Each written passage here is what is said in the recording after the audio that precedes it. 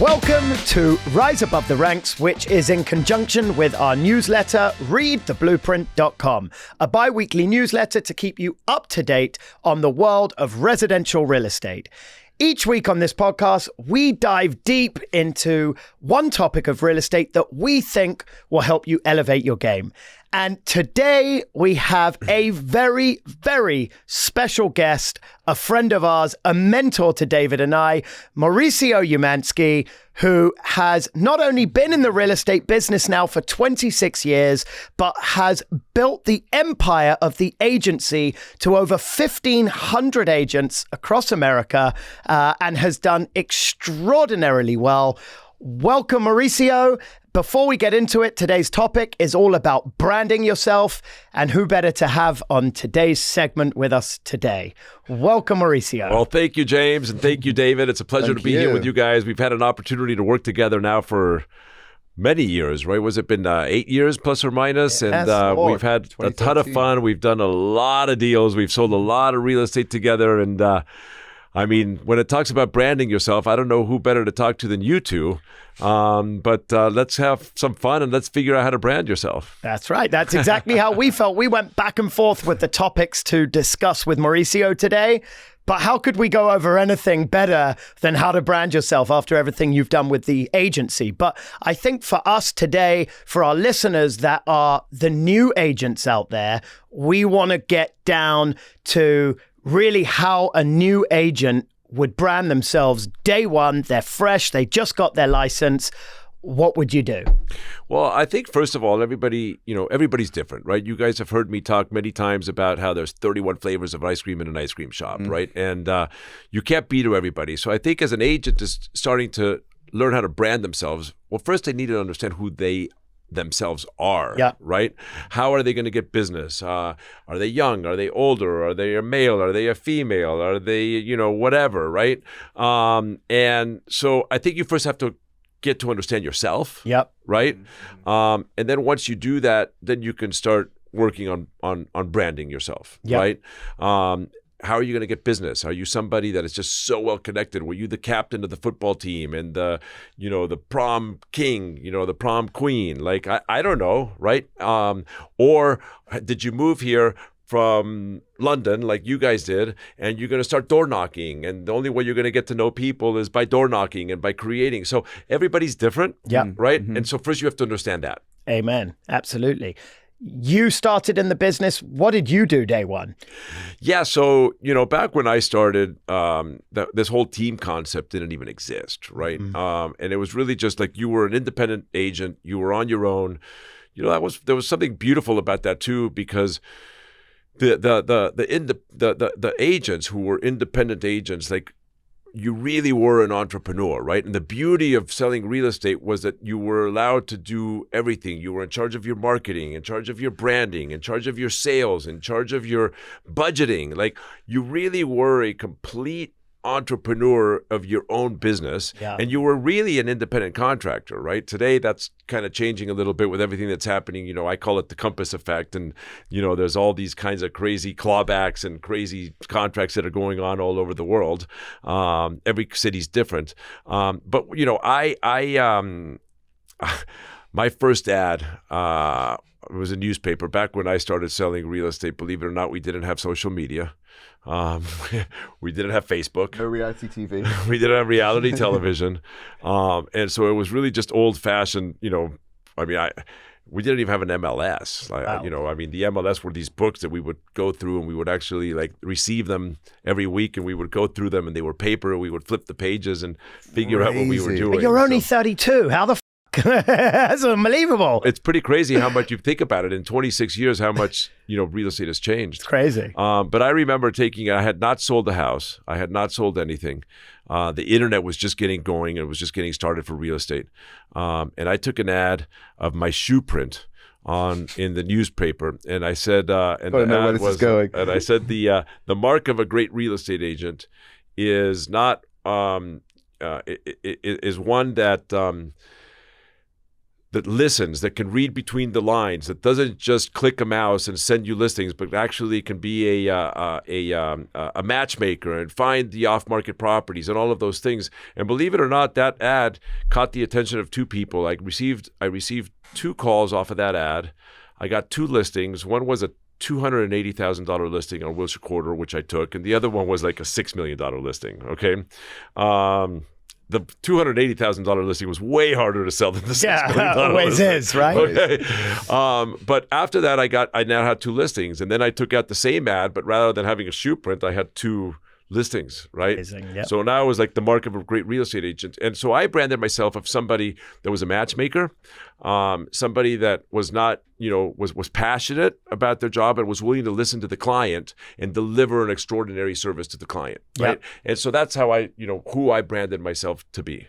And so you just have to learn how to, be yourself and know what you're going to be delivering on. Today with social media, Facebook, reality television, not everybody's on reality television, but everybody has social media and everybody has, all of these other, and YouTube access to all of that stuff. You can really get creative with how you want to brand yourself. Amen. Couldn't agree with you more. If I could ask a quick question, Mo, just how you described the industry, right? When you first started, it sounded bland and you made the most out of that situation, right? Did that inspire you when you created the agency to make the whole experience sexier, cooler? Do you know what I mean? Oh, 100%. Great question. And thank you for that. But yeah, I mean, when Billy and I started the agency, one of the things that we always talked about was how real estate was so archaic. Yeah. And it felt archaic. And it was like it's a humongous industry, yet it was literally the last industry to embrace the World Wide Web, right? To embrace technology, to embrace all of these things that were out there. And so when Billy and I started it, we literally just said, we're embracing it all. We're going to move everything forward. Our marketing, it was, super sexy, super cool, very innovative, way above anybody else's marketing. And that caught the attention of a lot of people, right? Agents included. Agents, clients, customers, everybody, right? The idea of collaboration was something that, as you guys know, you walked into your shop, wherever your shop was, and it was always keep your stuff hidden, right? Keep my clients hidden, keep my pockets hidden, keep all that stuff hidden.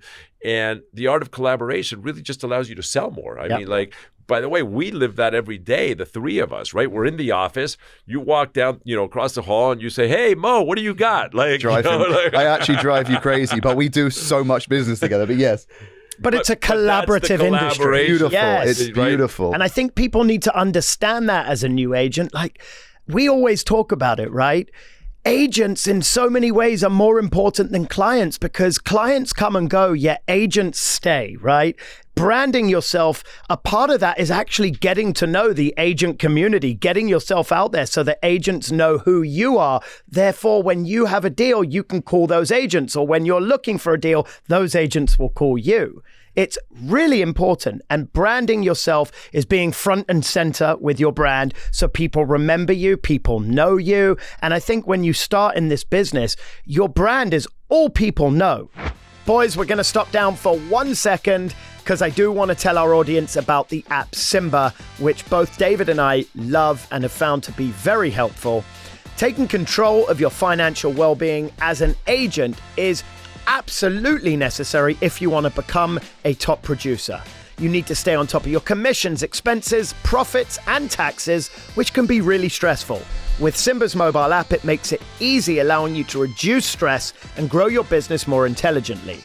Simba combines valuable financial data with sales productivity insight in an easy-to-use, agent-centric package. If you're serious, which I know we all are, about taking your business to the next level, check out Simba with a Y today at www.getsimba.com/blueprint. You have to go to a brokerage that speaks to you, right? For us, it was the agency. It was young, it was sexy, it was cool. But we're young, sexy, and cool. We're young. At least one of them. I was going to say we're sexy. We're not young anymore. We were at the time. I think you guys are sexy, man. But you do. You have to craft your visual identity. You have to stay consistent, and you have to look at the agents that are going to inspire you to make you better. That's the first thing I would do as a new agent. Without question. And having, ethics and integrity. I mean, I remember there's, without naming names, and we all know who they are, but there was a lot of people that got into the industry 10 years ago, 12 years ago, 8 years ago. We watched them get into the industry, and they were really not respectful about, the rules, right? And the ethics and all of that stuff. And that's a really fast way to make a lot of enemies. Yeah. And as you said, you need to keep your agents and closer than your, they're as important as your clients. 1,000%. 1,000%. You also don't want to let yourself get pushed around. No, you don't. I remember when I started selling, and one of my doctors, a really good friend of mine, gave me a listing on his condo at 10580 Wilshire corridor, and it was a resale. But there was a sales team that had the new dev project that had the whole building, and everything was turning to resale. No, at the Wilshire. Oh, okay. You did the Carlisle too, right? Also. Got it. Okay. No, but this is like maybe my third deal. Oh, got it. Right? Got it. And I went in there and I got the listing, and I, went to go sell it, and I received a phone call from the real estate agent at the building saying, you don't have access to the building. This is our building. You can't sell anything in the building.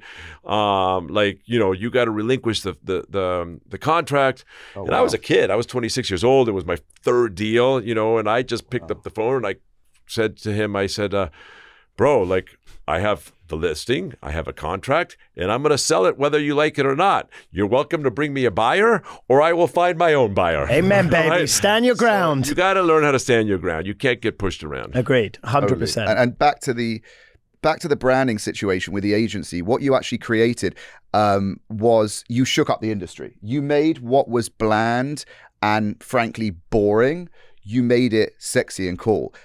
What was your inspiration? And I have an idea because you've discussed it before. I think it was Richard Branson, what he did to the airline industry with Virgin, right? Yeah, it was about disrupting. It was about innovating and creating something completely different. I mean, today you're seeing lots of, we were the pioneers of this concept, right? Today you're seeing companies like Serhant, wanting to be a media company, and and I think we were the first ones that really delivered on that. And now you're seeing the copycats of it, which is part of the world. That's what happens. When Richard Branson disrupted and innovated the industry, people copied, people changed. They changed the way that they tell you how to fasten your seatbelt, right?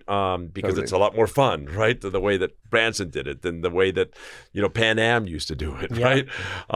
And so I think it's just it's exciting, but I think one of the most important things as you're branding yourself as an agent and as you're branding a company in terms of innovation is never settle. You always have to continue to innovate, because otherwise you do become old. Right. Yep. Right. So keep moving. I think as an agent, you just have to continue to move. James, you said it best. Find yourself a brokerage that you can identify with, that you can find people that can help you and collaborate, that you can go to, and there's a lot of different choices out there. I'm not saying one's the best and the other one's worse or better or whatever that looks like. There are many. The agency's the best, let's be honest. The agency's the best. But yeah, just go out there and find that, and then and make a name for yourself, and don't be scared. I think this is all really interesting. There's so many different takes on how you brand yourself, whether you're an agent or a brokerage. But I think the key questions to ask yourself when thinking about how to brand yourself, it's like, one, what are your goals? What are your values? Who are you helping to reach those goals? One of the most important is understanding what is your mission? What is your why?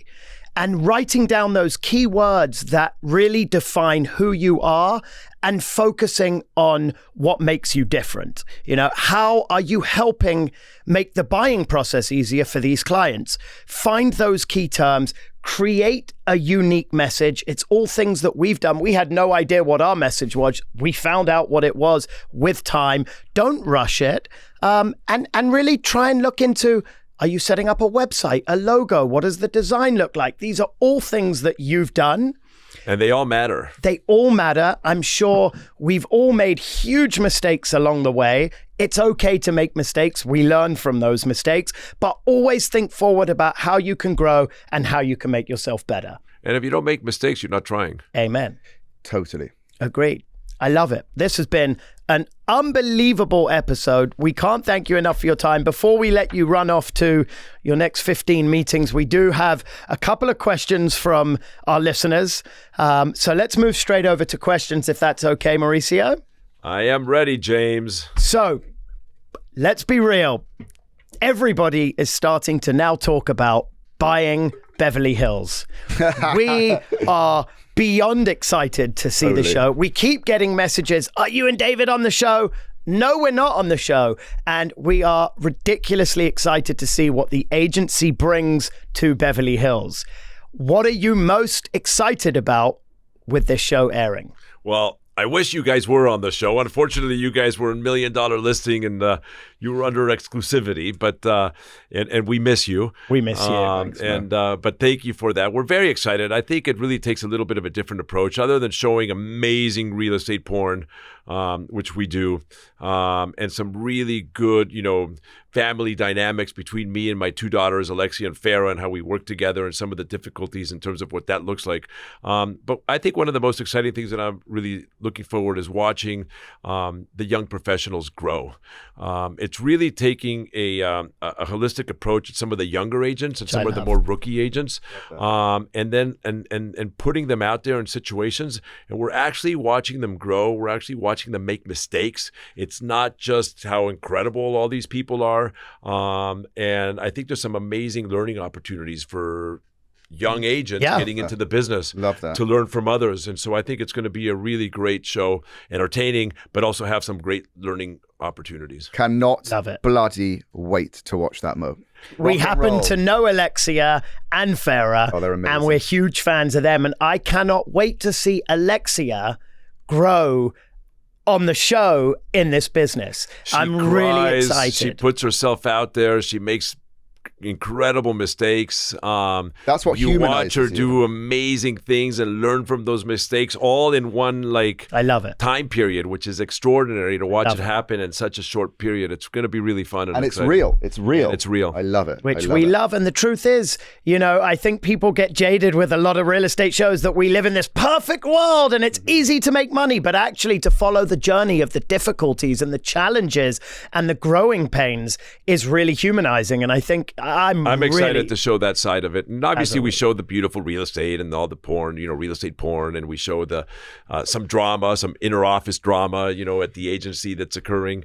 Wow. But it'll be fun. Spill the beans on anything? Any teasers? There's some interesting stuff going on. There's shit going on in your brokerage you had no idea about. No idea. Like relationships? Relationships that you'd be shocked were happening. All behind the scenes stuff, and you're just going to have to tune in to watch, because I'm not going to spill the beans. Nice. I don't think there's one person I'm more excited to see on that show than John Grauman, just putting it out there. I love that guy. I said the next time we are at the forum, the agency forum, you're going to be a star, John. Yes. Like, you are going to be a superstar. He is. Like, literally and a bunch of other undiscovered people. At that point. Already a star in my eyes. Totally. What a He's character. just great. But I'm looking forward to seeing you all, actually. I think it's a great concept. That brings us to the end of this segment, which I have thoroughly enjoyed. Thank you for joining us, Mauricio. Thank you, Mo. This has been absolutely incredible. You guys. As we always say, if you do have a question, please email us at hello@readtheblueprint.com.